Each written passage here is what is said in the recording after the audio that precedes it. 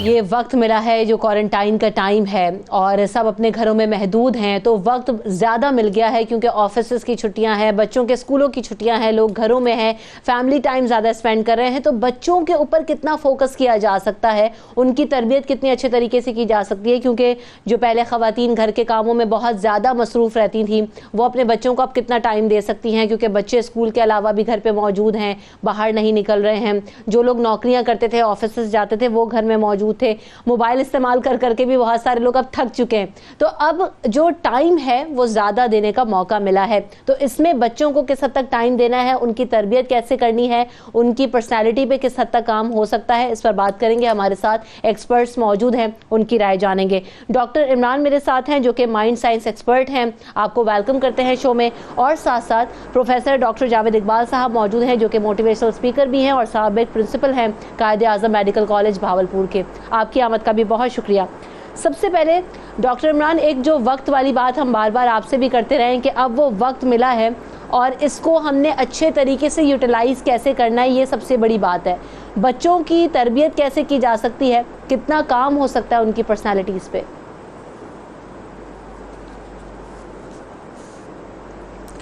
بسم اللہ الرحمن الرحیم. سب سے پہلے ابھی جو آپ نے اپنے انٹرو کے اندر ایک بات کہی تھی کہ موبائل فون کو استعمال کر کر کے تھک گئے ہیں, موبائل فون کو استعمال کر کر کے تھک گئے. کاش اس موبائل فون کی سرچنگ کے اندر یہ بھی سیکھ لیتے کہ تربیت کیسے کی جاتی ہے. کاش پیرنٹنگ اسٹائل بھی جو ہے وہ سیکھ لیتے. بیٹا ہمارے ہاں نا کچھ المیے ہیں. المیہ یہ ہے کہ ہم نے پہلے تو یہ سوچا کہ جی جوڑے آسمانوں پر بنتے ہیں تو خود بخود شادیاں ہو جاتی ہیں. اس کا مطلب یہ ہے کہ اگر ہمارے میاں بیوی کے تعلقات اچھے ایسا نہیں چل رہے تو ظاہر اللہ نے جوڑا ہی ایسا بنایا تھا تو اپنے سے ہم بری الذمہ ہو جاتے ہیں. پہلے تو اس مفروضے میں پھنسے رہتے ہیں, پھر اس کے بعد ہم یہ سمجھتے ہیں کہ اللہ نے جو ہمیں اختیار دیا ہے اس نکاح کے رشتے کے بعد اس اختیار کے تحت ہمیں بچوں کو دنیا میں لانا چاہیے تھا. انفارچونیٹلی ہمارے ہاں جو زیادہ تر بچے ہیں وہ حادثاتی طور پر پیدا ہوتے ہیں, حادثے میں پیدا ہو جاتے ہیں. کچھ تو اس سے ہوتے ہیں جو رشتہ داروں کے دباؤ پر بھی پیدا ہو جاتے ہیں کہ 1 سال ہو گیا, پھپھی کیا کہہ رہی ہے, خالہ کیا کہہ رہی ہے, بڑی بہن کیا کہہ رہی ہے, محلے والی کیا کہہ رہی ہے, اس سے بھی پیدا ہو جاتے ہیں وہ. اچھا جب وہ پیدا ہو رہے ہیں تو اس کا مطلب یہ کہ اس کی ذمہ داری کون لے گا. یہ جو آپ نے ذمہ داری لی ہے نکاح کی, یہ جو ذمہ داری لی ہے آپ نے ایک بچے کو دنیا میں لانے کی, آخر اس کی ذمہ داری کون لے گا اس کو پالنے کی. اچھا اب کیا ہوا جی, اب یہ ہو گئے ہیں تو اللہ تعالیٰ رزق بھی دے دے گا, ہو گئے ہیں تو پل ہی جائیں گے. اب وہ جب پل ہی جائیں گے تو اس کا مطلب کہ میرے فرائض کب شروع ہوں گے. والدین کے حقوق کے اوپر اتنی بات ہوتی ہے, اتنی بات ہوتی ہے, اتنی بات ہوتی ہے, اور صحیح ہوتی ہے کہ اللہ کے حقوق کے بعد جو ہے وہ والدین کے حقوق ہیں, والدین کو اف نہیں کہنا, یہ ساری باتیں صحیح ہیں. لیکن یہ کون سے والدین کے لیے بات ہو رہی ہے, کیا ان والدین کے کچھ فرائض بھی ہیں؟ کیونکہ دنیا میں کوئی حق شروع نہیں ہوتا جب تک فرض کے پیچھے ادا نہ کیا جائے. میرا جو فرض ہے وہ آپ کا حق ہے, اور اگر میں اپنے فرض پورے نہیں کر رہا ہوں تو اس کا مطلب آپ کی حق تلفی کر رہا ہوں, اور میں اپنے فرض پورے نہیں کر رہا ہوں تو میں اپنے حق کے لیے بھی آواز نہیں اٹھا سکتا, کیونکہ میرے فرائض کہاں ہیں, اس کے پیچھے میرے فرائض ہوں گے نا. تو والدین کے تو پیدائش سے پہلے سے فرائض شروع ہوتے ہیں. آپ اندازہ کریں کہ اتنا خوبصورت دین ہے کہ یہ میاں بیوی کے فطری تعلق کے آغاز پہ کہتا ہے بسم اللہ الرحمن الرحیم کہو. یہ دین یہاں سے سٹارٹ ہوتا ہے. ابھی تو آغاز ہو رہا ہے اس فطری تعلق کا جس سے یہ بچہ دنیا میں آئے گا, وہاں سے یہ بات دین جو ہے وہ سٹارٹ کرتا ہے. اتنی احتیاط ہمیں جو ہے وہ دین بتاتا ہے. پھر اب ہم نے کیا کیا کہ جی وہ بچوں کے انوائرمنٹ جب ماں کے پیٹ میں, وہاں سے ماحول کے اوپر بات کرنی شروع کی ہے کہ جب یہ ماں کے پیٹ میں ہے تو آپ کی آواز کیسے ہونی چاہیے, آپ کے خیال کیسے ہونے چاہیے, آپ کا باہر کا ماحول کیسے ہونا چاہیے, آپ کو آپس میں میاں بیوی کو ایک دوسرے سے قریب کتنے رہنا چاہیے, گفتگو میں احتیاط ہونی چاہیے, کیونکہ وہ 4 مہینے کے بعد تو وہ سننا شروع کر دیتا ہے ماں کے پیٹ کے اندر. آپ اندازہ کریں تربیت شروع ہو رہی ہے ماں کے پیٹ کے اندر. اب اس کے بعد جب وہ دنیا کے اندر آیا ہے تو اب ظاہر اس کا ایک خوبصورت سا نام رکھنا تھا. اللہ معاف کرے, جانوروں کے نام جو ہے وہ ان کے ناموں پہ نام رکھ دیا جاتا ہے. پھر ناموں کے سب سے زیادہ اثرات انسان کے اوپر ہوتے ہیں, اور اس ناموں کے اثر کیونکہ سب سے زیادہ انسان اپنے نام جو ہے وہ سنتا ہے. اب سیدنا بلال کا اتنا خوبصورت نام ہے, جنت کے اندر وہ ہے, وہ ہمارے ہاں بلال ہوتا ہے, بلال سے وہ بلو ہو جاتا ہے, بلو سے وہ بلّا ہو جاتا ہے. اب آپ اندازہ کریں کہ ایسے خوبصورت نام کے بندے کو آپ جب بچے کو یہ پکار رہے ہوتے ہیں تو جو پکار رہے ہوتے ہیں وہی کوالٹیز اس میں انسٹال ہو رہی ہوتی ہیں. جب آپ جیسا اس کو پکار رہے ہیں ویسی خصوصیات اس میں مستقل انسٹال ہو رہی ہوتی ہیں. پورا نام ظاہر ہم جو ہے وہ نہیں لیتے تو اس کے اثرات اس کے اوپر نہیں آئیں گے. پھر اب ہمیں یہی خیال نہیں ہے کہ یہ دونوں کی مشترکہ ذمہ داری تربیت کی آ گئی ہے. کیا یہ ڈیسائیڈ ہوا ہے دونوں نے کیا ہے؟ کیا ماں باپ نے ڈیسائیڈ کیا ہے؟ نہیں, ماں باپ نے کیا یہ ڈیسائیڈ کیا؟ اب یہ تو ساری بات ہے. اب یہ جو وقت آ گیا جو ہم نہیں کر سکے, میں اس طرف آنا چاہ رہی ہوں ڈاکٹر عمران. ابھی بھی آپس میں بات کرتے ہیں. میں جس طرف آنا چاہ رہی ہوں وہ یہ نقطہ ہے کہ پیرنٹنگ کا جو رول ہے, ہم نے پیرنٹنگ کو ایک تو کچھ سمجھا ہی نہیں, جیسا کہ ابھی ڈاکٹر عمران بھی بات کر رہے تھے نا, ڈاکٹر جاوید کو بھی شامل گفتگو کر لیتے ہیں کہ پیرنٹنگ اٹس سیلف ایک بہت بڑی رسپانسبلٹی ہے, جسے ہم سمجھتے ہیں کہ جیسے بھی ڈاکٹر عمران نے بھی نشاندہی کی کہ کچھ ہے ہی نہیں, بس بچہ ہو گیا, بڑا بھی ہو جائے گا, رزق بھی مل جائے گا اور وہ اپنا رزق ساتھ لے کر آتا ہے. تو یہ پیرنٹنگ اسکلز پہ کام کرنا ایک تو والدین کو خود کتنا ضروری ہے, اور اس وقت میں بچوں کی پرسنالٹی ڈیولپمنٹ, بچوں کی تربیت پہ کیسے کام ہو سکتا ہے ڈاکٹر جاوید؟ بہت بہت شکریہ. دیکھیے جیسے ڈاکٹر عمران ابھی بتا رہے تھے اور بڑی خوبصورتی کے ساتھ اس سارا بیک گراؤنڈ وہ بھی انہوں نے بتانا شروع کیا تھا. دیکھیے فرض کریں اگر کسی کو موٹر مکینک بنانا ہے آپ نے, کہ موٹر سائیکل جو خراب ہو گیا اس کو وہ ٹھیک کر سکے, تو اس کی ایک تربیت ہے, اس تربیت کے بغیر وہ موٹر سائیکل ٹھیک نہیں کر سکتا. اسی طریقے سے کوئی بھی ہنر کسی چیز کے اندر, بے جان چیزوں کے اندر تھوڑی جو قطع برید کرنی ہے, اس کے لیے بھی ایک ٹریننگ کی ضرورت ہے. تو جیسے عمران صاحب نے اشارتاً ابھی کہا ہے کہ ہمارے ہاں جب کسی کی شادی ہوتی ہے تو شادی سے پہلے اس کی کوئی تربیت نہیں ہوئی ماں بننے کی اور باپ بننے کی. تو میں تو بہت عرصے سے یہ بات کہہ رہا ہوں کہ اس کو پارٹ آف آر کیریکولم ہونا چاہیے تھا. ہماری یہ جو تربیت کا نظام ہے یہ گھروں میں ہوتا تھا, گھروں میں ویلیو سسٹم ایگزسٹ کرتا تھا. اس ویلیو سسٹم کے اندر بچیاں اپنی ماؤں کو دیکھتی تھیں, اور ایک کمبائنڈ فیملی سسٹم کے اندر گھر میں اور خواتین تھیں وہ جیسے بیہیو کرتی تھی. تو جن خاندانوں کا ویلیو سسٹم یعنی جن کو اقدار کہتے ہیں وہ سالڈ ہوتی تھیں, تہذیب کے ساتھ جڑی ہوئی ہوتی تھیں, تو ان کے اندر خود بخود ایک تربیت کا نظام ہو جایا کرتا تھا. اب جیسے آپ نے شروع میں کہا ہے کہ چونکہ ماں باپ تو دونوں اکثر گھروں کے اندر دونوں ورکنگ پیرنٹس ہیں اور وہ کما رہے ہیں, تو اس لیے بغیر تربیت کے ان کی شادی ہو جاتی ہے, اور اس کے بعد جب ان کو بچے ان کو مل جاتے ہیں, اللہ ان کو دے دیتا ہے, تو اس کے بعد بس وہ ایک رینڈم طریقے سے ہی ان کی تربیت ہو رہی ہوتی ہے. اس کا ایک مربوط نظام ہونا چاہیے. میرے خیال میں ٹیک ہوم میسج یہ ہے پہلا کہ ہماری بچیوں کو جب وہ گرو کر رہی ہوں, خاص طور پر اور لڑکوں کو بھی, ان کو ماں کیسے بننا ہے, باپ کیسے بننا ہے, اس کی تربیت کے لیے کوئی نہ کوئی سوسائٹی کے اندر انتظام ہونا چاہیے. یہ چیز حکومت کو سوچنی چاہیے, ہماری سول سوسائٹی کو سوچنی چاہیے, اور میرے بس میں ہو تو اس کو کیریکولم کا حصہ ہونا چاہیے. میٹرک کے بعد کسی نہ کسی طریقے سے سٹل طریقے سے پیرنٹنگ سکلز سکھانی چاہیے. ڈاکٹر عمران, یہ جو پیرنٹنگ اسکلز ہیں اور جو ابھی وقت مل گیا ہے, اس میں کیا امپلیمنٹ کریں پیرنٹس کے, اگر آج بھی جو کچھ وہ نہیں کر سکے اور ابھی ان کو وقت مل گیا ہے, جیسے کہ ابھی ڈاکٹر جاوید نے بھی کہا کہ دونوں لوگ کما رہے ہیں, حالات ایسے ہیں, آفیسز میں ہوتے ہیں, تو اب اس وقت کو کیسے یوٹیلائز کرتے ہوئے کیا کیا جا سکتا ہے بچوں کے ساتھ ان کو بہتر کرنے کے لیے؟ پہلے تو دونوں کو اپنے فرائض جاننا بہت ضروری ہوگا نا. پڑھیں گے نا, میں تو جب عمل کروں گا جب مجھے یہ پتہ لگے گا کہ میرے پر فرض کیا ہے اور مجھے کرنا کیا ہے, تبھی میرا عمل کا آغاز ہوگا نا. بچہ جب تک بالغ نہیں ہوتا, ایک چھوٹی سی ایگزامپل بتاتا, اگر بچہ اگر غلطی کر لیتا ہے, وہ چپکے سے موٹر سائیکل باہر نکال کے چلا جاتا ہے, نابالغ بچہ جو ہے وہ باہر کوئی جرم کرتا ہے, تو اس کو جب پولیس آتی ہے تو کس کو پکڑ کے لے کے جاتی ہے؟ ماں باپ کو. وہ باپ کو کیوں پکڑ کے لے کے جاتی ہے؟ کیونکہ باپ کی یہ ذمہ داری ہے, ماں باپ کی یہ ذمہ داری ہے کہ بچہ بالغ نہیں ہوا ہے. اسی لیے آخرت کا بھی ایک قانون, ہمارے پاس دو قانون لاگو ہوتے ہیں نا, ایک دنیا کا قانون لاگو ہوتا ہے اور ایک آخرت کا قانون لاگو ہوتا ہے. آخرت کے اندر بھی یہ کہ اگر میرے بچے جو ہے وہ ابھی نابالغ ہیں اور میں دنیا سے چلا جاؤں گا تو میری سوال جواب ہوگا, ظاہر ہے. تو ان بچوں کی تربیت کے بارے میں میرے سے اوپر سوال جواب ہوگا, کیونکہ بچے ابھی بالغ نہیں ہوئے. تو سب سے پہلے تو جس دن ماں باپ کو یہ پتہ لگ جائے گا کہ میرے بچے ابھی نابالغ ہیں اور ان کی تربیت کا جو ذمہ دار ہوں وہ میں ہوں, اور دنیا اور آخرت کے اندر سوال مجھ سے ہوگا, تو پہلے اس کو یہ جرجری ضرور آ جائے گی کہ وہ فکر کرے گا. تو سب سے پہلے تو جو آپ نے کہا کہ کیا کرنا ہے وہ ہے دعوت فکر, میاں بیوی دونوں کو بیٹھ کے, ماں باپ کو دونوں کو بیٹھ کے کہ بھائی یہ ذمہ داری ہماری ہے دنیا اور آخرت کے قانون کے حساب سے, اور قانون کی پاسداری ہمیں کرنی ہوگی. بچے کو جو سب سے زیادہ ضرورت ہوتی ہے وہ ہوتی ہے وقت اور توجہ کی. جب ہم یہ سمجھتے ہیں کہ ہم گھر میں موجود ہیں لیکن یقین مانے گھر میں موجود نہیں ہے. میرے پاس تو ایسے ایسے سوال آتے ہیں کیونکہ میں ظاہر آن لائن انگیج رہتا ہوں کیونکہ سیشنز ہو رہے ہوتے ہیں. وہ تو بیوی مجھے جو ہے وہ کہہ رہی ہے کہ ڈاکٹر صاحب مجھے ان کی شکل دیکھ دیکھ کے کوفت ہو کر بیزاری ہو گئی, بتائیے میں کیا کروں. اب تو اندازہ کریں کہ یہ تو گھر کے ماحول کے اوپر اگر بیوی شوہر کے لیے اور شوہر بیوی کے لیے اس طرح کے سوال مجھ سے جو پوچھ رہی ہے وہ تو بہت بات کی بات ہے کہ وہ بچے کے اوپر کیا توجہ دے رہے ہوں گے. وہ تو ایک دوسرے کو جو ہے وہ شکل دیکھنے کے لیے تیار نہیں ہو رہے کیونکہ کبھی اتنی دیر تک ساتھ رہے نہیں تھے.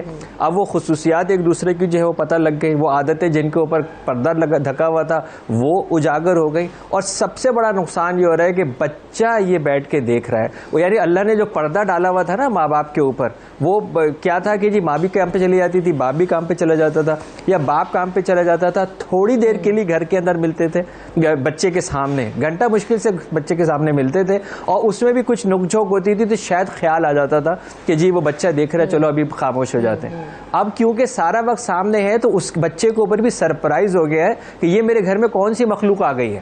یعنی یہ جو ماں باپ کی جو گفتگو دیکھ رہا ہے وہ تو زندگی میں اسے اتنی ایسی گفتگو دیکھی نہیں تھی, اسے تو دیکھا ہی نہیں تھا کہ وہ ایک دوسرے کو تو برداشت نہیں کر رہے, ایک دوسرے کو ناگواری سے جو ہے وہ دیکھ رہے ہیں, بیزاری سے دیکھ رہے ہیں. یعنی گھر کے اندر موجود ہیں لیکن میاں بیوی گفتگو نہیں کر رہے ہیں. بچوں کی آبزرویشن کے بارے میں کہا جاتا ہے کہ بچوں کی تو آبزرویشن بہت زیادہ ہوتی ہے, ہر چیز وہ اپنے مشاہدے سے ہی سیکھ لیتے ہیں. بات کرنے کی بات یا ایکشن پلان کی بات تو بہت بعد میں آتی ہے, ان کو سمجھانے والی بات پہلے تو وہ آبزرویشن سے ہی سیکھ جاتے ہیں ساری چیز. ایسا ہی ہے. سو ڈاکٹر جاوید, ایک تو کمیونیکیشن گیپس بہت ہیں ہمارے یہاں جو فیملی سسٹم ہے اس میں, اور پھر یہ جو ڈاکٹر عمران نے بات کی اٹینشن والی بات, بالکل, تو یہ اٹینشن اور پھر یہ جو کمیونیکیشن گیپس ہیں ہمارے یہاں, یہ جو ٹائم ہے اس کو کیسے مینیج کرنا ہے اور اس کو کتنا ختم کرنا ہے ہم نے تاکہ جو بچے ہیں وہ کلوز ہوں, ایک جو ہمارا پہلے پرانا والا فیملی سسٹم تھا اس کو ریسیوم کیا جا سکے. جی بالکل, جیسے ابھی بات ہو ہی رہی ہے کہ بچوں کو جو سب سے اہم چیز چاہیے وہ وقت چاہیے, اور جو بچوں کی تربیت کا نظام ہے, جیسے کہ یہ بات آپ کے علم میں ہی ہے کہ جب بچہ پیدا ہوتا ہے تو اس کا کانشیس مائنڈ نہیں ہوتا, بنیادی طور پر اس کے پاس صرف فیلنگز ہوتی ہیں, اور سب سے پہلے سینسیشنز ہوتی ہیں اور اس کے بعد اس کی فیلنگز ہوتی ہیں.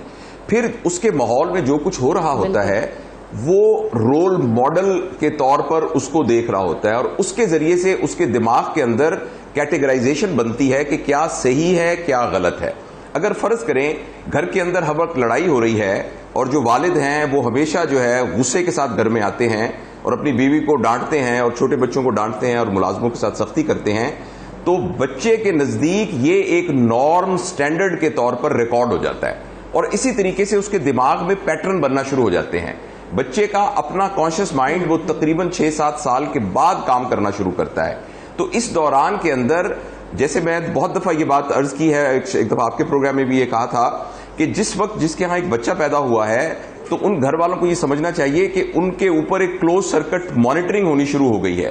وہ جو کچھ کر رہے ہیں, جو کچھ کہہ رہے ہیں, جیسے بہیو کر رہے ہیں, جیسے جیسچر دے رہے ہیں, وہ سارے کے سارے اس بچے کے دماغ میں پیٹرنز کے طور پر یعنی ریکارڈ ہو رہے ہیں. اچھا, اب آپ کا یہ سوال ہے کہ اس کو کیسے استعمال کیا جائے اس وقت کو جس میں پیرنٹس بھی گھر میں ہیں. تو بچوں کو میکسیمم وقت دیا جائے. وقت دینے کا مطلب یہ نہیں ہے کہ ان کے ساتھ بیٹھ کے تقریر کی جائے یا ان کو ایڈوائز کیا جائے مسلسل, بچے بہت جلد اس سے اکتا جاتے ہیں. وقت دینے کا مطلب یہ ہے کہ ان کو سمجھنے کی نیت سے سنا جائے. اب کئی دفعہ ایسا ہوتا ہے نا کہ ہم کہتے ہیں کہ بچے کو میں وقت دے رہا ہوں, تو اس وقت دینے میں بنیادی طور پہ آپ بچے کو وقت نہیں دے رہے ہوتے بلکہ بچہ آپ کو وقت دے رہا ہوتا ہے, اس لیے کہ آپ اس کو سامنے بٹھا کے نصیحتیں کرنا شروع کر دیتے ہیں. تو نصیحتیں اس طرح کارگر نہیں ہوتی بچوں کے ساتھ. تو میں جو پیرنٹ سن رہے ہیں اور جن کے بچے چھوٹے ہیں, میں ان کو یہ سجیسٹ کروں گا کہ آپ ان کی جو روٹین کی ایکٹیویٹی ہے اس میں حصہ بنے. اگر بچے کچھ کھیل کھیل رہے ہیں تو آپ اس کھیل میں شامل ہوئیے. اگر بچے کتابیں پڑھ رہے ہیں تو آپ بھی ان کے ساتھ بیٹھ کے کتابیں پڑھیے. ان کے ساتھ ایک کمبائنڈ ایکٹیویٹی کریں. بچے ہمیشہ سیکھنے کے لیے جو کوگنیٹو نالج ہے نا کہ جس میں کتاب پڑھ کے سیکھنا ہے یا سن کے, اس سے زیادہ بچے سائیکو موٹر طریقے سے سیکھتے ہیں. بچے چیزوں کو کر کے سیکھتے ہیں. اسی لیے آپ نے دیکھا ہوگا کہ بچوں کو جب کوئی کھلونا لے کے دیتے ہیں تو بچہ اس کو توڑ دیتا ہے اکثر. وہ اس لیے کہ وہ توڑ کے سیکھنے کی کوشش کر رہا ہوتا ہے. تو میں بات کو ختم کر لوں کہ ہمیں ایز اے پیرنٹس ہم سب کو یہ چاہیے کہ بچوں کو سمجھنے کی نیت کے ساتھ ان کی باتوں کو سنیں اور میکسیمم وقت ان کے اگر جو ان کی ایکڈیمک ایکٹیویٹیز بھی ہیں ان کے اندر بھی پارٹنر بن کر ان کے ساتھ بیٹھیے. ایک اور چیز ہوئی ہے ابھی جیسے ڈاکٹر جاوید نے بھی کہا کہ ان کے پارٹنر بنے, ان کے ساتھ رہیں, ان کو ایڈوائز کرنے کے بجائے ان کو جو ایکشنز ہیں ان کے تھرو اور باقی سارے ٹائم دے کے آپ سکھا سکتے ہیں. ڈاکٹر عمران, ایک اور چیز ہم دیکھ رہے ہوتے ہیں کہ بچوں کی تربیت کے حوالے سے جو اکثر ماڈرن پیرنٹس کی جو آج کل پریکٹس ہے وہ ہم بس نو کہہ کے سمجھتے ہیں کہ اب بری ذمہ ہو گئے, اور یہ جو نو کا ورڈ ہے یہ کس حد تک بچوں کی تربیت میں کام آتا ہے کہ ہر چیز ہم کہتے تھے کہ نو, ڈونٹ ٹچ اٹ, نو, بس یہ نو کا جو ورڈ ہے میں چاہوں گی کہ آپ کے اس پہ کیا رائے ہے, آپ ذرا اس پہ روشنی ڈالیے.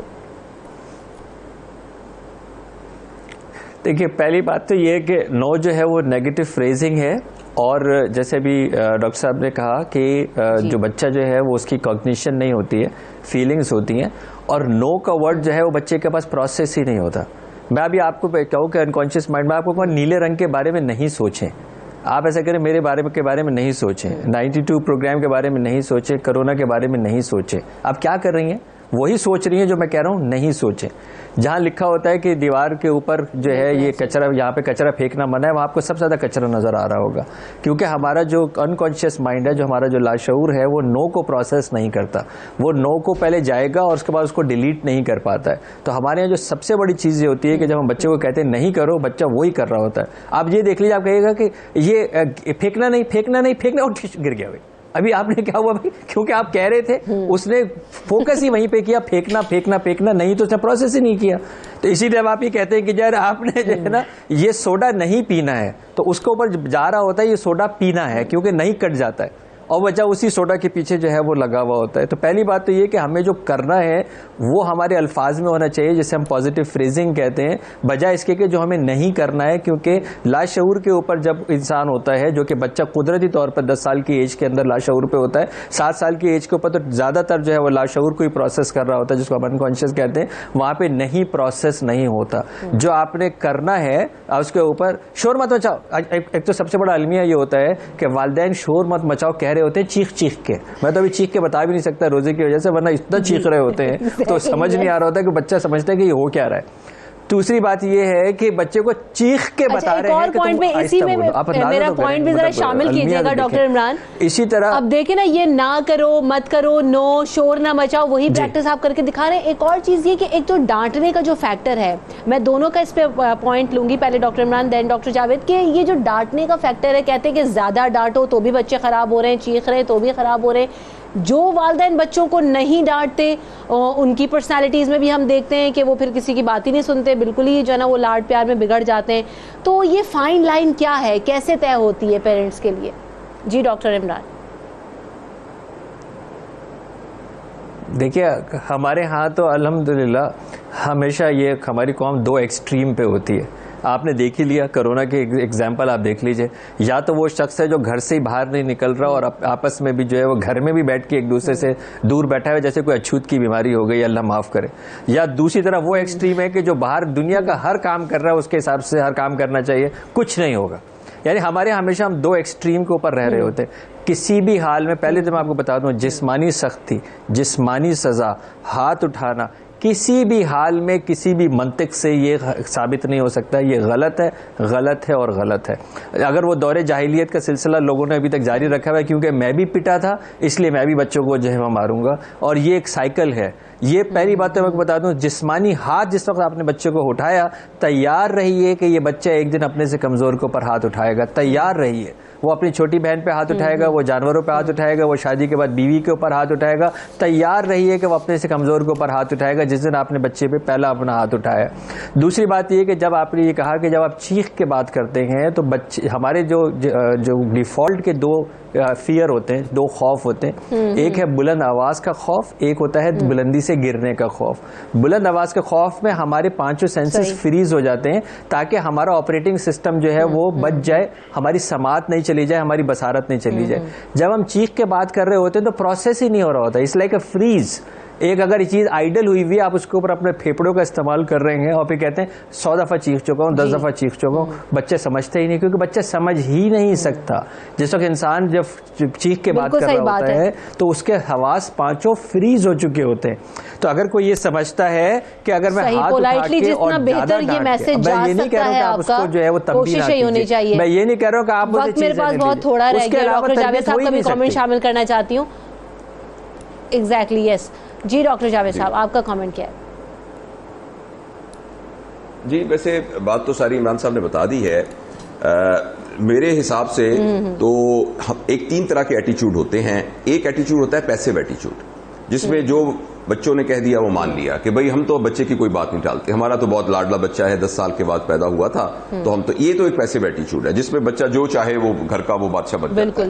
اور ایک ایٹیچیوڈ ہے اگریسو ایٹیچیوڈ, جس میں یہ کہ ہمارے یہاں بہت سختی ہے, ابا جی آ گئے ہیں اب آپ نے سانس نہیں لینا, گھر کے اندر بہت سختی ہے. میرے خیال کے اندر ایک ایزرٹیو ایٹیچیوڈ ہونا چاہیے. پیسیو ایٹیچیوڈ ایک طرف کی ایکسٹریم ہے اور اگریسو ایٹیچیوڈ دوسری طرف کی ایکسٹریم ہے. اور ایزرٹیو ایٹیچیوڈ کا مطلب یہ ہے کہ آپ نے جو بھی سختی کرنی ہے, سختی میرا مطلب ہے بریکٹ میں کہہ رہا ہوں, جو بھی آپ نے گھر میں اصول بنائے ہوئے ہیں ان اصولوں پر سختی سے کاربند ہوئیے. مگر جس طریقے سے ہم ایک ایڈلٹ کے ساتھ آرگو کرتے ہیں, فرض کریں ایک بچے نے آپ کے حساب سے غلطی کی ہے, یا ایک جو گھر کا بنا ہوا سٹینڈرڈ نارم ہے, ایس او پی ہے, اس کو وائلیٹ کیا ہے, تو آپ اس بچے کے ساتھ ایسے ہی آرگومنٹ کیجئے جس طریقے سے بڑے کے ساتھ آرگومنٹ کرتے ہیں. اس کے اندر سب سے اہم چیز اس بچے کی رسپیکٹ ہے. اگر آپ کسی مجرم کو بھی اگر آپ اس کا بتاتے ہیں کہ اس کا جرم کیا ہے, تو ہمارے ذمے ہے کہ ہم اس کی شخصیت کی رسپیکٹ کرتے ہوئے بتائیں. تو بچے کے ساتھ بھی اگر یہ دیکھیں نا کہ جب آپ بچے کی ہی رسپیکٹ نہیں کریں گے تو آپ اس کو اپنی یا دوسرے بڑوں کی رسپیکٹ کرنا کیسے سکھائیں گے؟ کیونکہ ابھی اس وقت بھی میرے پاس ختم ہو گیا. اپنے اگلے سیگمنٹ کی طرف بھی بڑھتے ہیں جہاں پر ہم بات کریں گے. کل ہم نے جب یہ سیگمنٹ شروع کیا تھا تو ہم نے بات کی تھی حقوق اللہ کے حوالے سے کہ اللہ تعالیٰ کے حقوق کیا ہیں. آج ہم بات کریں گے کہ حقوق العباد کیا ہیں, یعنی کہ اللہ تعالیٰ نے جو بندوں کے حقوق رکھے ہیں وہ کیا ہیں. اور جیسے کہ ڈاکٹر عمران نے جب گفتگو کا آغاز کیا تھا ابھی اس سیگمنٹ میں بھی, تو انہوں نے کہا کہ حق اور فرض ساتھ ساتھ ہے. تو یہ یقینی طور پر ہوتا ہے کہ ایک طرف حق ہے تو دوسری طرف فرض بھی ہے. اب یہ ہمیں فرائض کیسے پورے کرنے ہیں, اپنا حق ہم کیسے جتا سکتے ہیں, اور دوسری بات یہ کہ بندوں کے حقوق کی اہمیت اللہ تعالیٰ کے لیے بھی خود کیا ہے, اس پر بات کرنے کی کوشش کریں گے. اس بارے میں گفتگو کریں گے. ہمارے ساتھ یہ جو مہمان ہیں یہ بھی موجود ہوں گے. ڈاکٹر عاطف اسلم راؤ صاحب بھی موجود ہیں جو کہ اسلامک اسکالر ہیں, ان سے بھی گفتگو کا سلسلہ جاری رکھیں گے. لیکن پہلے نعت سن لیتے ہیں جو کہ نورینہ امتیاز ہمارے ساتھ موجود ہیں, ان کی آواز میں نعتیہ کلام سنتے ہیں. اس کے بعد گفتگو کے سلسلے کو یہاں سے شروع کریں گے. اب میری نگاہوں میں جچتا نہیں کوئی, نہیں کوئی, اب میری نگاہوں میں جچتا نہیں کوئی, نہیں کوئی, جیسے میرے سرکار ہیں ایسا نہیں کوئی. یوں تو عیسیٰ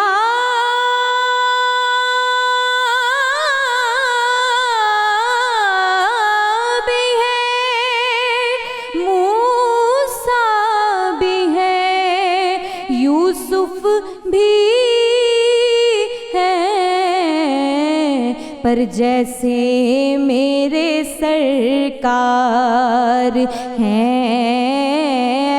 ایسا نہیں کوئی. تم سا تو ہنسی آنکھ نے دیکھا نہیں کوئی,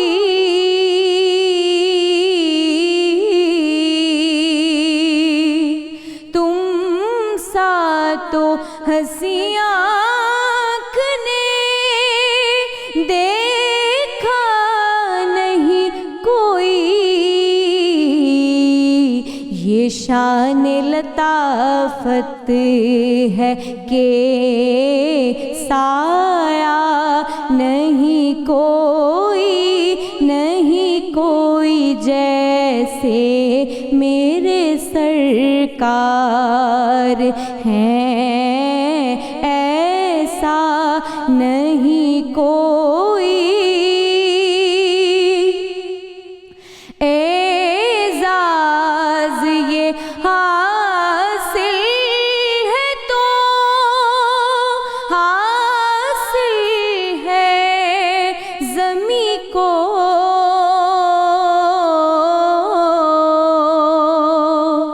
اعزاز یہ حاصل ہے تو حاصل ہے زمیں کو،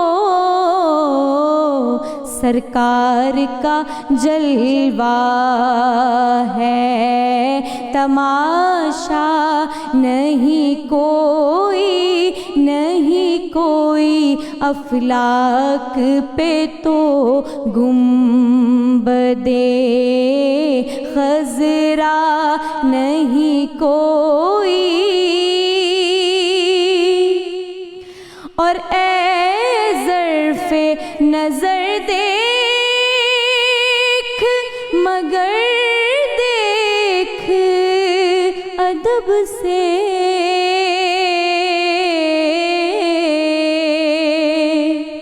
اے ظرف نظر دیکھ مگر دیکھ ادب سے، سرکار کا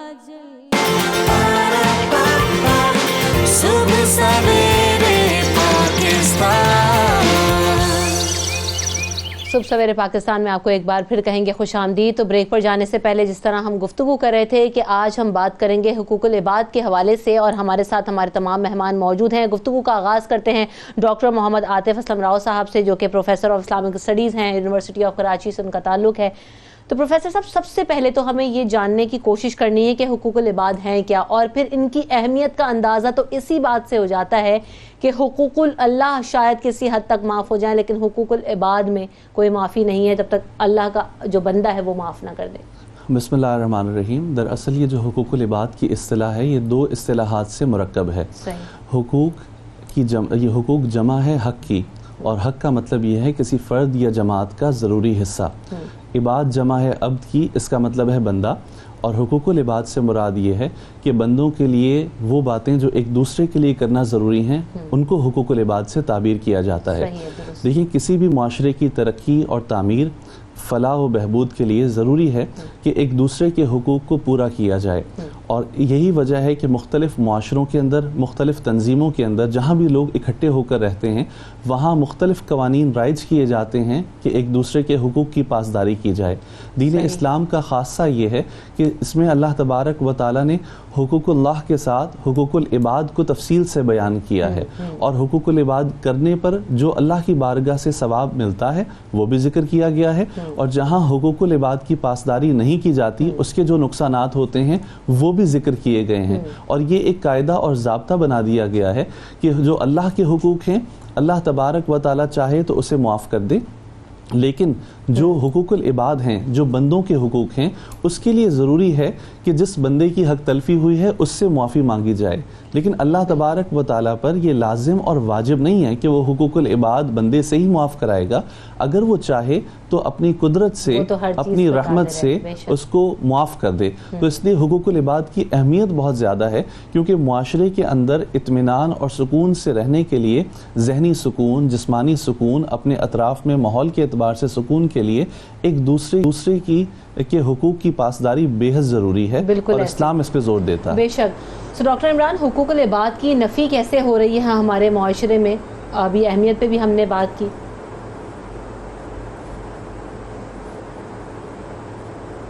اچھا، میں اگر بالکل اسی والے موضوع کو میں نے جو غور کرتا ہوں طالب علمانہ حیثیت سے، میرا اپنا نظریہ ہو سکتا ہے یہ، میں حقوق اللہ ڈھونڈ رہا تھا کہ حقوق اللہ کون سے ہیں۔ جب ہم یہ کہتے ہیں کہ جی کلمہ شہادت، توحید کا اقرار، نماز، روزہ، زکوٰۃ، حج، قربانی، فطرہ، یہ ہم جب یہ کہتے ہیں کہ جی یہ سارے جو ہے یہ اللہ تبارک و تعالیٰ کے حقوق ہیں، تو میں نے سے یہ سوچا کہ جی اشہد ان لا الہ الا اللہ اشہد ان محمد رسول اللہ، توحید کا اقرار مسلمان چھپ کے نہیں کرتا، اس کا اعلان کرنا پڑتا ہے، اور یہ ہے توحید کا نظام کو قائم کرنے کے لیے جدوجہد کرنا، یعنی مجھے ہر حال میں توحید کے نظام کی بات کرنی ہوگی. تو جب مجھے توحید کے نظام کی بات کرنی ہوگی تو اس کے اندر کون مستفید ہونے والا ہے؟ اس کا مطلب ہے بندے. اللہ تبارک و تعالیٰ کو تو میری خالی عبادت کی ضرورت نہیں ہے. اچھا جی، اب اس کے بعد یہ اللہ کے حقوق میں ہم کہتے ہیں جی نماز ہے میری عبادات کے اندر.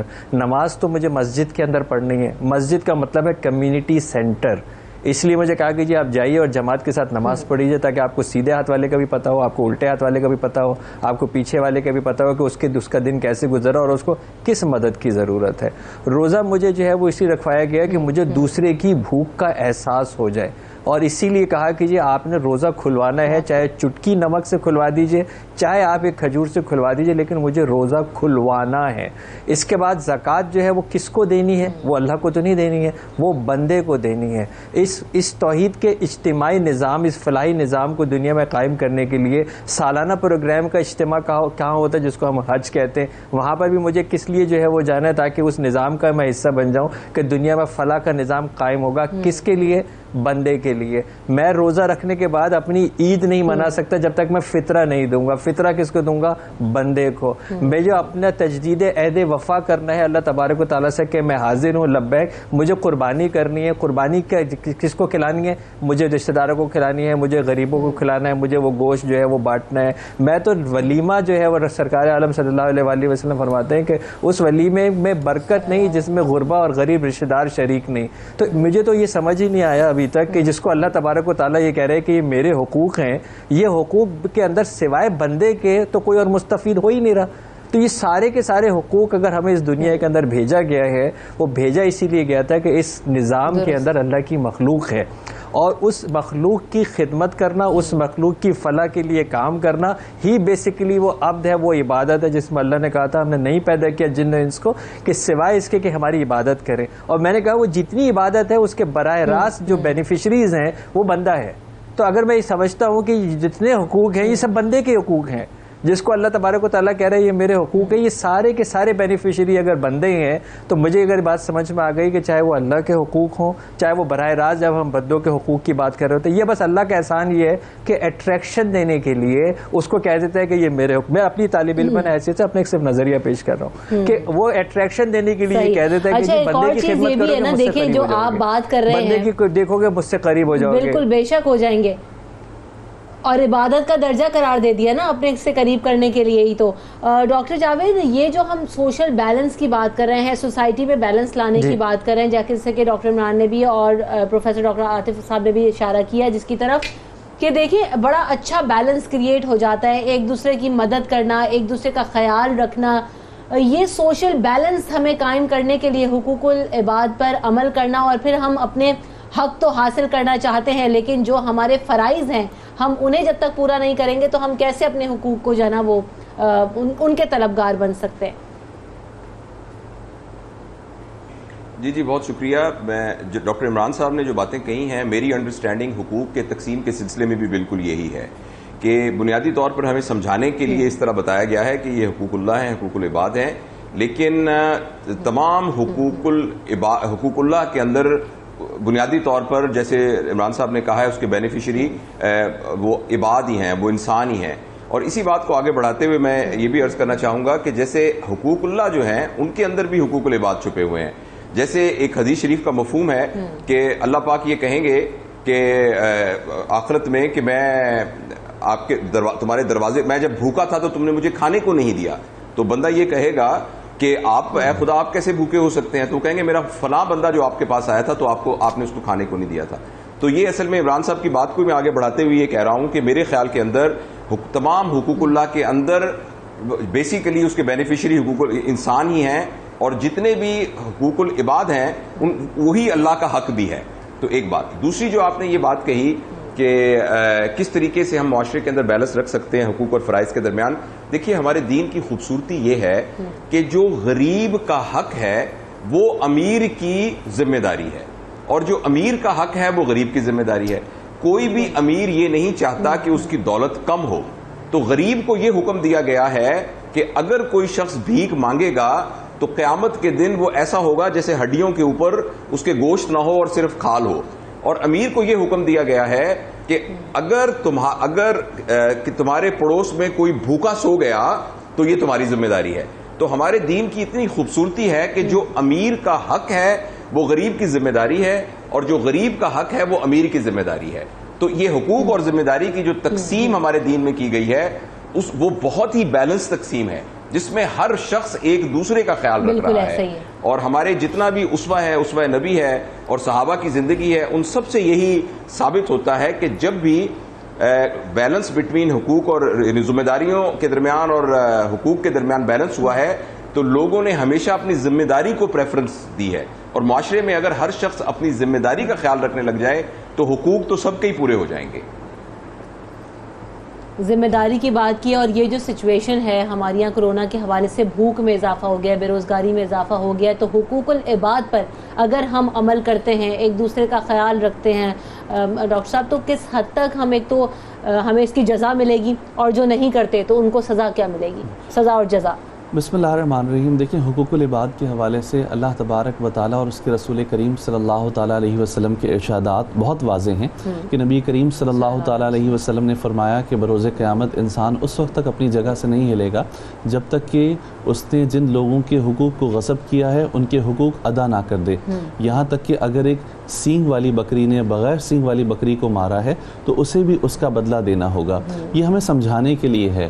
جانور شرعی احکامات کے مکلف نہیں ہیں، لیکن انسانوں کو یہ بتایا جا رہا ہے کہ بظاہر دوسروں کا مال کھا لینے سے، کسی کا مال غصب کر لینے سے، کسی کی جان لے لینے سے، کسی کی عزت کو معاشرے میں اچھالنے سے، کسی پر جھوٹے الزامات لگانے سے بظاہر یا مختصر وقت کے لیے تمہیں جو خوشی حاصل ہوتی ہے اس کا خمیازہ تمہیں مرنے کے بعد بھگتنا ہوگا.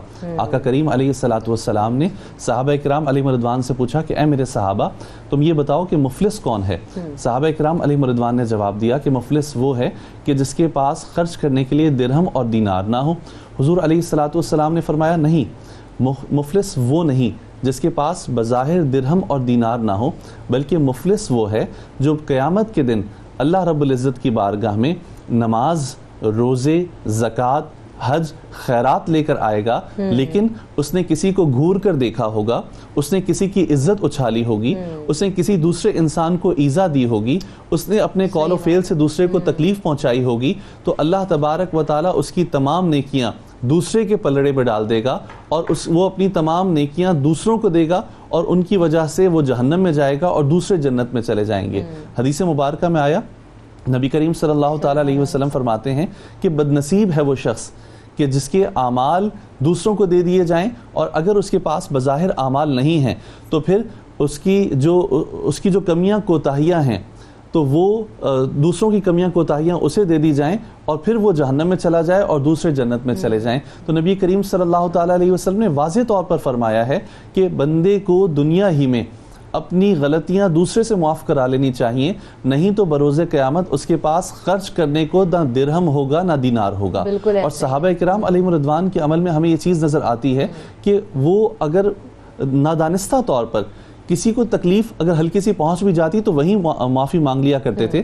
حضرت عثمان غنی رضی اللہ تعالی عنہ کا ایک غلام تھا، ایک مرتبہ آپ نے اس کے کان کو کھینچا تو فوراً آپ نے اس سے معافی مانگ لی، کہیں ایسا نہ ہو کہ بروز قیامت میں مشکل میں آ جاؤں. تو یہ حضور علیہ الصلوۃ والسلام کی تعلیمات ہیں کہ صحابہ کرام علیہ رضوان اس قدر احتیاط کیا کرتے تھے کہ کہیں کسی کی حق تلفی کی وجہ سے ہماری آخرت برباد نہ ہو جائے. بے شک ایسا ہی ہے. تو ہمیں ان سب سے بالکل سیکھ بھی ملتی ہے کہ آج کی صورتحال میں وقت چونکہ اب قلیل رہ گیا ہے تو تمام مہمانوں سے چاہیں گے کہ ان کا جو ویو ہے وہ بھی لے لیں کہ آج کی صورتحال میں ہمیں کس حد تک عمل درآمد کرنا ہے، تاکہ جو سوشل بیلنس کی میں بار بار بات کر رہی ہوں، کرونا کے حوالے سے ایک بالکل ہی ڈیفرنٹ چیلنج ہم دیکھ رہے ہیں.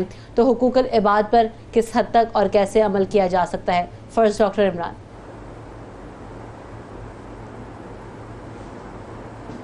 دیکھیے، ہمیں رمضان کے اندر یہ بات تو بہت بتائی جاتی ہے کہ جی نفل کا ثواب جو ہے وہ بڑھ جاتا ہے اور فرائض کے برابر ملتا ہے، اور فرائض کا جو ہے وہ 70 گنا جو ہے وہ ملتا ہے. یہ مہینہ نفع اور نقصان کا مہینہ ہے. یہاں پہ پکڑ بھی اتنی ہی سخت ہوتی ہے. تو جب ہم ایک ایسا نہیں ہو سکتا کہ یہاں سے پروفٹ ہی پروفٹ ہے اور کوئی نقصان نہیں ہے.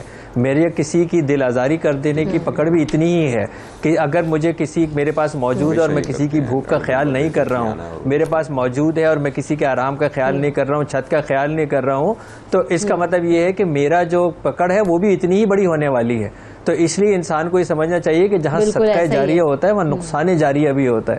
ایسا کوئی عمل اگر ہمارے پاس رہ جائے, اور خاص طور پہ یہ کرونا جس نے کسی کو نہیں دیکھا, یہ تمام احتیاط کرنے والے ملک, بلکہ میں تو واضح طور پہ یہ کہہ رہا ہوں کہ خدارا یہ جو ہے کرونا سے نہیں ڈرنا ہے, اللہ سے ڈرنا ہے, شیطان سے بچنا ہے. اب وہ ملک جن کو ہم رول ماڈل کہہ رہے تھے, Japan, Singapore, south Korea, Russia, جناب وہاں پر بھی اتنی ہی تیزی سے بڑی تعداد آ چکی ہے. تو اب آپ خیال کر لیجئے کہ یہ اس وقت پکڑ کا مہینہ ہے, اور اگر ہم یہ سمجھتے ہیں کہ ہم کچھ رکھ لیں گے اور ہم جی جائیں گے, یہ اللہ نے وہ آزمائش دی ہے کہ آپ سارے بند کمروں کے اندر ساری احتیاط کر کے سارا مال رکھ لیں, اس کے باوجود بھی دنیا سے چلے جائیں گے. تو اس وقت ہمیں تو زیادہ ضرورت اس بات کی ہے کہ اپنے لیے کچھ نہ رکھیں, بلکہ ان کے اندر شیئر کریں کہ جو واقعی اس کے مستحق سمجھتا ہوں کہ ہمیں اللہ تبارک و تعالیٰ کے بندوں کے حقوق کا خیال رکھنا ہے. اور کیونکہ اس کی وجہ سے بے روزگاری بڑھ گئی ہے, لوگ گھروں پر بیٹھے ہوئے ہیں اور فاقہ کشی کی نوبت آ گئی ہے, تو جتنا زیادہ ممکن ہو ہم صدقہ و خیرات کریں. ہم انتظار نہ کریں کہ ایک وقت آئے گا تو اپنی زکوٰۃ نکالیں گے. ہم زکوٰۃ کے ذریعے سے مدد کریں, ہم خیرات کے ذریعے سے مدد کریں. اور احادیث میں آیا ہے جیسے کہ اللہ سے تجارت کرو, تو تجارت کا سلسلہ ہم اللہ تبارک و تعالیٰ سے کریں. اگر ہم فطرہ عید کے دن دیتے ہیں تو ہمیں چاہیے کہ رمضان ہی میں دے دیں تاکہ لوگوں کی ضرورتیں پوری ہو جائیں. جہاں حقوق العباد کا معاملہ دوسروں سے وابستہ ہے, وہاں اپنے گھر والوں سے بھی ہے. بسا اوقات وہ لوگ کہ جن کو گھر میں رہنے کی عادت نہیں ہوتی, مستقل لاک ڈاؤن کی وجہ سے تقریباً 2 ماہ سے گھر پہ ہیں, تو چڑچڑے ہو جاتے ہیں, مزاج ان کا مختلف ہو جاتا ہے, تو وہ غصہ کرنے لگتے ہیں. تو انہیں اپنے غصے پر, اپنی عادات پہ کنٹرول کرنا ہے. کہیں ایسا نہ ہو کہ گھر کے اندر رہنے کی وجہ سے وہ ان گناہوں سے تو بچ گئے جو باہر جا کر کیا کرتے تھے, لیکن گھر والوں کی حق تلفی کی وجہ سے مختلف گناہوں کا شکار ہو جائیں, تو ان سے بچنے کی کوشش کرنی. بالکل, بہت خوبصورت بات ہے کہ باہر دیکھنے کے ساتھ ساتھ گھر والوں کی بھی دل آزاری نہ ہو, یہ بھی دیکھنا ہے. جی ڈاکٹر جاوید صاحب, یور کامنٹ ویری کوئکلی سر. جی بہت شکریہ. دیکھیے ایسا ہے کہ اگر اللہ تعالیٰ نے کسی کو دنیا میں دولت دی ہے تو وہ اس لیے نہیں دی کہ اس کو اس کا مکمل طور پر مختار بنا دیا گیا ہے. اس کو دولت اس لیے دی گئی ہے کہ اس کو اتنا ذمہ دار سمجھا گیا ہے کہ اس دولت کی تقسیم کو وہ انصاف کے ساتھ کر سکے گا. تو لہٰذا ہم میں سے جس کے پاس بھی وسائل ہیں اس کو یہ رکھنا, یہ سمجھنا چاہیے کہ کاغذوں میں تو وہ اس کے نام ہے, بینک اکاؤنٹ میں اس کے نام ہے, لیکن ذمہ داری میں اس کے ذمے ہے کہ اس سارے میں وہ تمام لوگ شریک ہیں جن کو ان کی ضرورت ہے. تو لہٰذا اس بابرکت مہینے میں اور خاص طور پہ اس موسم پر, اس کورونا کے زمانے میں ہمیں اس بات کا خیال رکھنا چاہیے کہ ہمارے پاس جو بہت کچھ نظر ثانی کرنی ہے, خیال کرنا ہے, اور جس حد تک ہو